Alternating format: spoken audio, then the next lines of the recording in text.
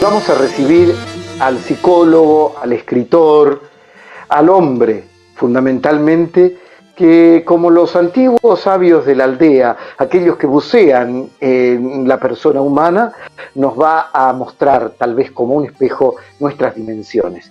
Él es Mario Piera Gomar, está en Valencia, España. Mario, buenas noches, bienvenidos. Hola, buenas noches, Víctor. Enhorabuena por tu programa y buenas tardes a todos. Gracias porque nos esperás en plena madrugada española.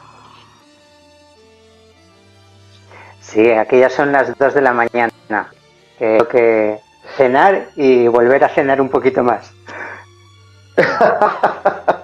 Es decir, la doble comida. Sí. Pues si no el cuerpo él baja el azúcar y parece que a uno le entra el sueño.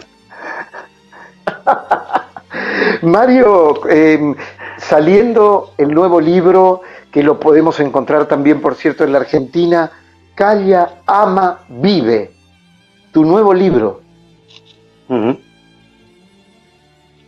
Sí, es el último libro que he publicado y que, pues,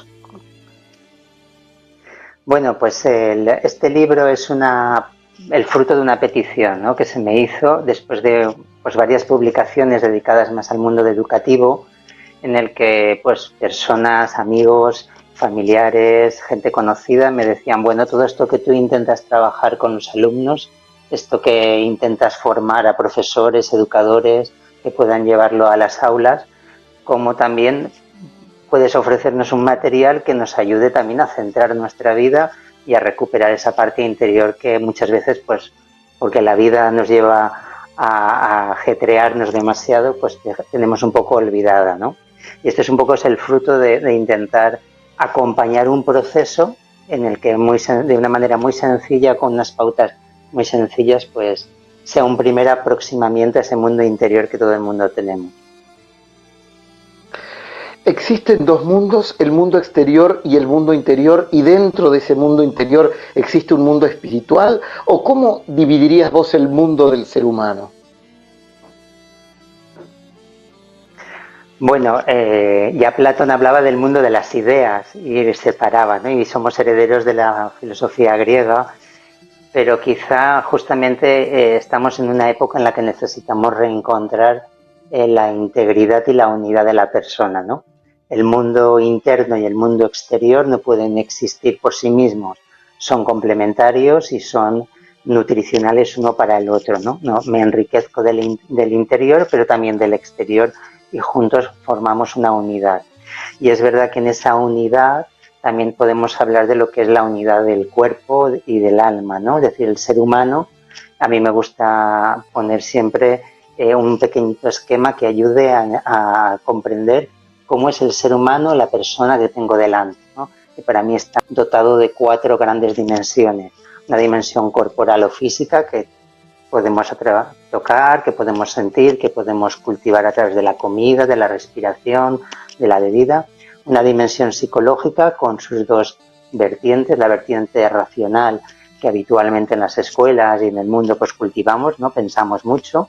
Una vertiente más emocional, que muchas veces tenemos más olvidada.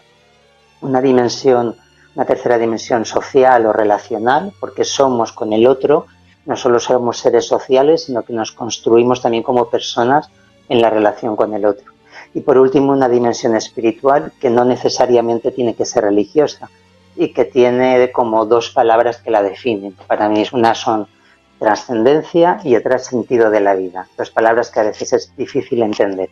Entonces, para la persona en toda su unidad tendría estas 4 dimensiones y es lo que le configura y hace que pueda tener esa relación unívoca hacia afuera y hacia adentro, entrando y saliendo constantemente, porque esto es lo que permite al ser humano mantenerse en su esencia, pero también prolongarse hacia lo que es la realidad externa. El hombre de todos los tiempos ha sido un buscador de sentidos, que de algún modo, empezando por el final, por las 4 dimensiones, era lo que decías, ¿no? El sentido de la vida. ¿Cómo buscamos hoy, en nuestro tiempo, en este siglo XXI, en plena pandemia, en esta era de lo digital, el sentido de la vida? Pues justamente en este último libro que llama Vive, un poco planteo eso, ¿no? La necesidad que tenemos actualmente de parar, de frenar, de un poco dedicarnos tiempo. Y esa búsqueda de sentido no puede aparecer porque simplemente me lo proponga. Es decir, puedo poner una causa a mi vida en la que yo digo, me dedico a la sanidad, me dedico al periodismo, me dedico a cuidar a mi familia, me dedico a... Eso es la prolongación de mi acción, ¿no? Una parte de mi ser. Pero encontrar el sentido de la vida tiene que ver más con algo profundo que te da una cierta estabilidad. A mí algo que me parece muy interesante es cuando hablamos de la felicidad y entonces pensamos que tiene que ver con esta sensación de bienestar y no es así. La felicidad tiene que ver más con un estado más permanente en el que las personas encontramos aquello que realmente nos hace sentirnos vivos y que merece la pena vivir, independientemente de esas circunstancias que yo esté viviendo, sea el entierro de un familiar, sea una situación de pérdida de trabajo, sea una enfermedad o sea un acontecimiento alegre. Yo puedo sentir vaivenes de alegría o de distracción, pero al mismo tiempo puedo sentir que estoy plenamente feliz porque estoy ubicado en ese centro vital que es mi esencia y que va más allá de lo que me pasa en lo cotidiano, y que el otro día justamente en una entrevista tuya a un profesor filósofo hablaba de que felicidad siempre se habla en pasado y en cierta medida tiene razón, ¿no? Porque si miramos hacia atrás yo puedo descubrir que en mi vida he sido feliz. Si lo vivo en presente es porque en estos momentos quizá no tengo nada que me perturba excesivamente. Es mucho más difícil hablar en presente de felicidad cuando las circunstancias vitales no son aquellas deseadas o en las que realmente me siento pues plenamente y a gusto con lo que estoy haciendo. Es decir, si bien la felicidad se conjuga en pasado, como decía aquel profesor al que te referís, vos pensás que hoy, a pesar de la pandemia, el ser humano puede ser feliz, el hombre y la mujer de hoy podemos ser felices, a pesar de tanto. Quizá una de las grandes lecciones de esta pandemia va a ser justamente esto. Yo cuando he estado aquí en España hemos estado 2 meses y medio confinados, todavía seguimos con los rebrotes, amenaza una nueva oleada. La gran lección que podemos encontrar es dónde ponemos nuestro corazón y por tanto dónde ponemos la medida de nuestra felicidad. Es verdad que cuando yo tengo la felicidad, la sensación de bienestar puesta en las vacaciones que para mí terminan en 2 días, en un viaje que no he podido realizar por culpa de la pandemia, en un encuentro familiar que no ha podido realizarse, en un proyecto que tenía y que tuve que cancelar, entonces parece como que todo a mi alrededor se derrumba y entonces sí que parece que no podemos encontrar un sentido a todo esto que estamos viviendo y aparece la frustración y la desesperación. Pero el ser humano tiene la capacidad de poder reubicarse y encontrar que puede encontrar un sentido y puede darle un significado a lo que está viviendo día a día en pequeños detalles, ¿no? Sobre todo en cómo soy capaz de relacionarme con los demás, cómo una llamada telefónica, un WhatsApp puede hacer que otra persona se sienta mejor en estos momentos, cómo yo puedo compartir con un vecino un alimento o preocuparme de si tiene el alimento o si alguien se ha preocupado de su estado de salud. Todos estos pequeños detalles del día a día que aparentemente pues parece que obviamos porque la vida nos lleva a un trabajo frenético, pues justamente ahora es la oportunidad y la gran lección que nos da la pandemia, que es que mi estado vital y mi sentido no es independiente del sentido de los demás. Y esto es algo que creo que es muy importante, ¿no? Debemos de recuperar este sentido común que es el sentido vital de la humanidad. Es decir, que no podemos ser felices, ni tan siquiera pensar en no estar frustrados si no nos proyectamos hacia los otros. Así es. A mí me gusta poner un ejemplo y salvando todas las diferencias, ¿vale? Pero me tomo muchas licencias para que se pueda entender. Yo digo que los neandertales, cuando vivían en una cueva y tenían hambre y estaban haciendo otras tareas tallando cosas, pues si uno tenía mucha hambre y quería irse a cazar un mamut, pues podía hacerlo, podía coger su lanza e irse a por el mamut. Pero evidentemente al poco tiempo el mamut me lo mataría, ¿no? Le daría un golpe y se acabó.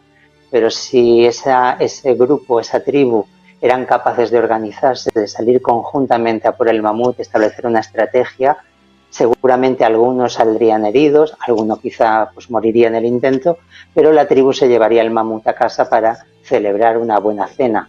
Es decir, creo que nuestra especie ha sobrevivido todos estos años cuando hemos sido capaces de cuidar los unos de los otros, cuando hemos hecho conductas autodestructivas, justamente es cuanto más sufrimiento provocamos y la naturaleza, pues justamente imagínate ahora con el cambio climático, cómo nos vuelve a castigar por nuestra falta de sentido común o de visión universal de nuestra existencia.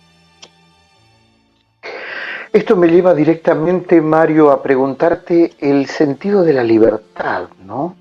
Cuando vos decías del hombre de Neandertal que podía salir solo, con su lanza o no, o ser gregario, hoy, ante esta realidad de la pandemia, se nos presenta como una idea casi fantasmagórica, casi como una obsesión el tema de la libertad. ¿Somos verdaderamente libres en nuestra sociedad del siglo XXI? Yo creo que la pandemia lo que nos está haciendo ver es que nunca hemos sido verdaderamente libres. De hecho, cada vez nuestra sociedad más complicada, más tecnológica, hace que realmente no seamos libres. Todos nuestros pasos, nuestras labores están prácticamente determinadas, están seguidas, están espiadas incluso en muchos países. Con lo cual es verdad que este término de libertad creo que debería de reubicarse de otra manera, ¿no? Creo que el sentimiento de libertad tiene que ver mucho más con aquello que Víctor Frank habla de su propia experiencia en los campos de exterminio, ¿no? De los nazis. Es este sentido de libertad interno donde me pueden quitar la comida, me pueden quitar el salir de casa, me pueden quitar la salud, pero no me pueden quitar la actitud con la que yo vivo las cosas. Y esto no es algo que se improvisa, es algo que hay que cultivar. Es el gran problema quizá de nuestra sociedad, que esta pandemia nos ha pillado por sorpresa y nos ha volcado a tener que tomar decisiones y a tener que acostumbrarnos a una no libertad para que intentemos descubrir una libertad interior, que es la de poder adentrarnos en nuestro fuero interno y de descubrir aquellos valores, aquellas cosas que realmente llenan nuestra vida de una manera más plena y no tanto superficialmente, porque volcados constancia fuera es como que hubiéramos perdido el origen del manantial del agua y el agua sigue estando ahí, pero queremos seguir bebiendo en botellas cuando tenemos un manantial limpio en nuestro interior. ¿Y cómo se llega a ese manantial que siempre brota? Pues las universales que tienen con la espiritualidad, sean religiosas, sean algún tipo de creencia, en todas se repiten ciertos patrones y uno de ellos es el silencio, ¿no? Es uno de los temas que yo he trabajado más con los alumnos y con los adultos, con profesores, ha sido el tema del silencio. El silencio es la puerta es la apertura a uno mismo y también la apertura a una dimensión de conocimiento del exterior desde otro punto de vista. Pero el silencio nos da mucho miedo y cada vez que nuestra vida va avanzando y nuestra sociedad avanza, cada vez parece que nos da más temor este silencio, pero seguramente es porque nadie nos acompaña y nadie nos ayuda a saber cómo adentrarnos en ese silencio. Muchas veces las personas dicen, yo es que en cuanto me detengo, en cuanto dejo de pensar un poco, en cuanto no tengo una ocupación, siento ansiedad, ¿no? La ansiedad del no poder parar, del no poder frenar, incluso del temor a descubrir algo con lo que no puedo manejarme. Y justamente aprender a estar en el silencio, viendo que es la posibilidad de encontrarte con aquello más puro de ti mismo, ¿no? Y que a veces también hemos teñido con este temor a me voy a encontrar si me freno, si paro, me voy a encontrar justamente con aquellas sombras de aquello que no me gusta de mí mismo, y entonces no quiero adentrarme ahí. Quizá esto es un error, el pensar que siempre que voy a pararme voy a encontrar cosas negativas. Si es así, es porque realmente tengo un problema de enfoque en mi psicología y que no soy capaz de ver otras cosas, ¿no? Pero si yo soy capaz de ver la belleza de un paisaje, es porque sé detectar lo que es la belleza, lo llevo en mi interior. Si yo soy capaz de detectar un acto de amor, es porque en el fondo sé amar. Otra cosa es si realmente me he ejercitado en esos procesos y en esas dinámicas de descubrimiento de lo mío y de lo que es externo, ¿no? De algún modo lo que también entonces saco como conclusión es de que todo, al igual que la vida, adentrarse en el silencio, la libertad, la felicidad, es un proceso. Así es. En la vida muchas veces nos olvidamos que hemos nacido y tenemos un fin y que lo que hay en medio es todo un proceso de crecimiento. A veces decimos que un niño o una persona está creciendo porque está creciendo en estatura, pero el proceso de crecimiento del cuerpo y de la mente y del espíritu es a lo largo de toda la vida hasta el último momento que exhala, ¿no? Y si eso lo perdemos de vista, entonces creemos que nuestra vida ya está fraguada, construida en determinados momentos, porque ya tengo una profesión, porque ya tengo un oficio, tengo una casa, tengo una pareja, y entonces es cuando vienen estas crisis vitales que en psicología muchas veces pues nos enfrentamos, ¿no? Personas que creen que han construido su vida, pero que de repente toman conciencia por alguna situación, como está pasando ahora con mucha gente durante la pandemia, en que ni la pareja, ni el trabajo, ni la casa que tenían justamente han sido una parte deseada o construida conscientemente y que por lo tanto carece de sentido actualmente. Es decir, es importante ver que igual que en la naturaleza todo sigue un proceso de crecimiento, también las personas tenemos que realizar ese proceso y que gracias a ese proceso y a ese crecimiento continuo somos capaces de mejorar y de mejorar también nuestra realidad que nos rodea. Es decir, en la medida que yo mejoro, también estoy mejorando a mi alrededor las relaciones, el ambiente, ¿no? Un poco lo que la Madre de Teresa de Calcuta decía, yo no puedo cambiar el océano, no puedo hacer grandes cosas, pero una gota forma parte del océano y eso que yo hago también contribuye al bien común y a una mejor realidad con la que nos relacionamos. ¿Cuáles son las mayores frustraciones que hoy los jóvenes te presentan o te plantean? Los jóvenes están viviendo una realidad que es muy complicada, porque por un lado se sienten, por su propia realidad de jóvenes, se sienten como tensionados a este crecimiento que les provoca el cuerpo, las hormonas. Por otro lado, el cumplimiento de una serie de deberes, la sociedad que exige de ellos que sean personas que sean capaces de adaptarse a una realidad cambiante constantemente. Y quizá las frustraciones lo que están haciendo es que estos jóvenes no sepan tolerar justamente lo que estábamos hablando, que hay un proceso de adaptación también en su propio crecimiento. Es decir, ante unas realidades tan inmediatas como puede ser la tecnología con la que están tan familiarizados, están acostumbrados a que la tecla debe de responder inmediatamente, sino es que el celular, la computadora ya no son válidos porque ya están obsoletos. Sin embargo, no comprenden que cada vez que yo toco una tecla hay un proceso que hay detrás que se tiene que ejecutar y necesita tiempo. Quizá la mayor crisis que están viviendo los jóvenes es la frustración frente al tiempo, ¿no? A la necesidad de que todo tiene un tiempo. Yo no me imagino jóvenes de 15, 16 años plantando como hacen los de educación infantil o primaria, plantando un garbanzo, una lenteja y esperando ver cómo crece día a día. Y para ellos sería desesperante, ¿no? Pondrían la cámara rápida para hacer un proceso de crecimiento rápido. El tema de la no posibilidad de la espera es algo que es inherente a su impulsividad, que también está acelerando esta sociedad tan tecnológica que todo lo da inmediatamente.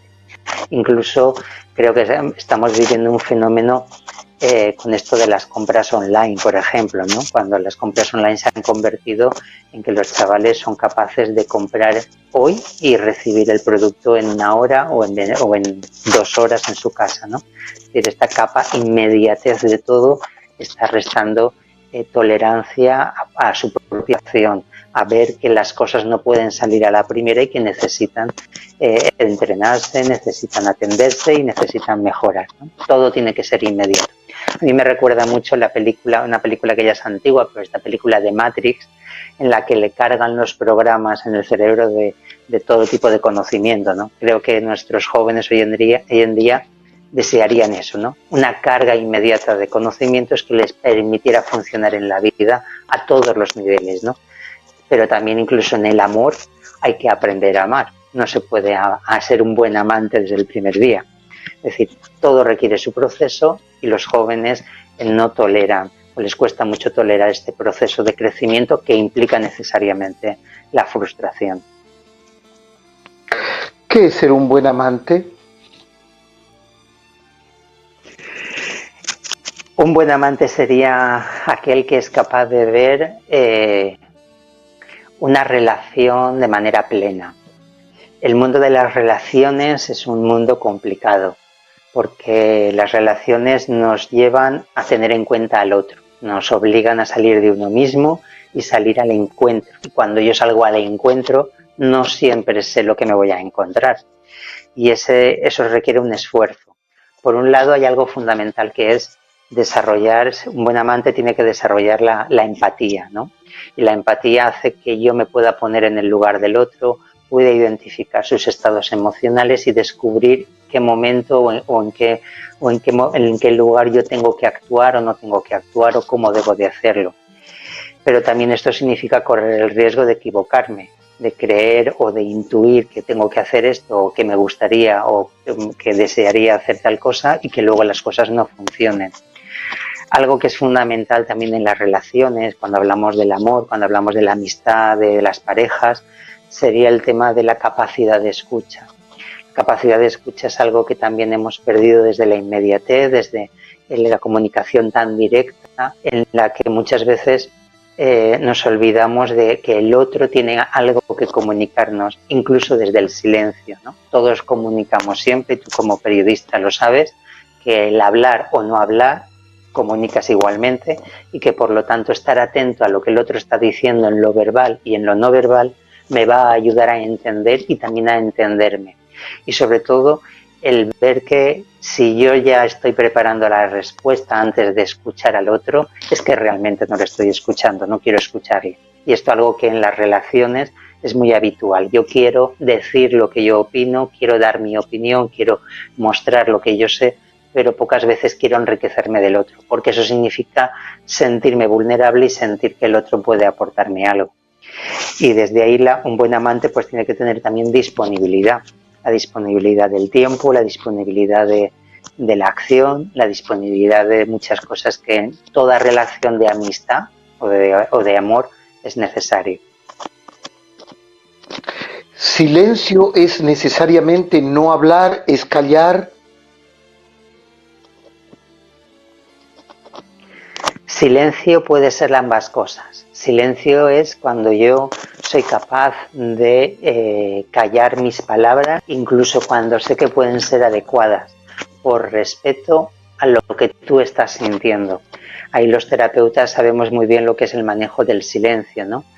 Puedo darte un consejo, podría decirte una palabra adecuada y sin embargo sostener el silencio es sostenerte a ti, sostener tu última palabra, tu emoción y desde ahí apoyarte y decirte esto que estás sintiendo es valioso y aunque yo te pueda dar un gran consejo no va a suplir ni va a aportar nada más, es tu momento y te respeto.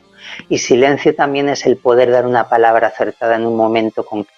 Eso también tiene que ver con silencio porque significa que te he escuchado y que he envuelto o que he acallado otras muchas voces que a mí me pueden venir a la cabeza, que yo puedo entender, para dedicarte justamente esa palabra que es la adecuada y la que creo que realmente va a ser de soporte y de ayuda para ti en ese momento. Una de las cosas que vos postulás... No, perdón. Sí, el silencio. Quería decirte que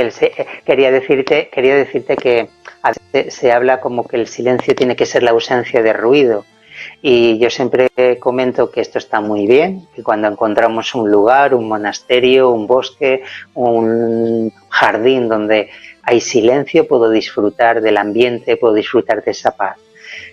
Pero hay un silencio que es el silencio de la vida cotidiana, en la que yo puedo ir en autobús, en metro, puedo relacionarme con mucha gente y al mismo tiempo permitirme pequeños espacios de silencio interior que hacen que mi relación realmente valga la pena. Porque cuando me lleno de ruido interior es cuando entonces ya no soy capaz de recibir tus mensajes ni puedo ponerme a tu disposición. Simplemente actúo como un autómata reaccionando a la realidad. Por eso el silencio no es la ausencia de ruido, sino la capacidad de poder hacer una escucha interna de lo que me está ocurriendo y de lo que está ocurriendo a mi alrededor para dar una respuesta concreta. En nuestras casas y en nuestras aulas, ¿se construye y se educa para esos espacios de silencio o permanentemente son voces, televisión, radio, lecciones, deberes que no nos dan la libertad de los espacios del silencio y los espacios de interioridad, buceándonos en nosotros mismos? ¿Cómo se vive eso hoy en nuestras casas y en nuestras aulas? Hay dos partes, ¿no? Como tú bien dices, las aulas. En las aulas estamos viviendo quizá una revolución tecnológica y una revolución también a nivel de valores, de descubrir aquello que realmente es importante en lo educativo. Nos hemos estado durante muchos años en los contenidos, en lo que hay que saber. Y ahora que ya sabemos que todos esos conocimientos están en Internet y que poco más hay que transmitir, nos estamos dando cuenta que lo que hay que transmitir y lo que hay que realmente enseñar son otras cosas. Y una de esas cosas aparece el tema del silencio, de la consciencia, de la atención a uno mismo, de la atención al otro, de la empatía. Y eso es algo que en muchos están dando pasos y hay educadores, claustros de profesores que se están formando para realizar actividades y para poder realmente hacer espacios de acogida y de silencio. Por otro lado está el tema de las casas y entonces venimos con otro problema y es quién enseña a las familias a educar.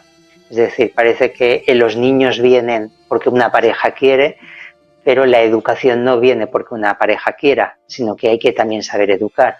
Y uno de los grandes retos es también educar a las familias.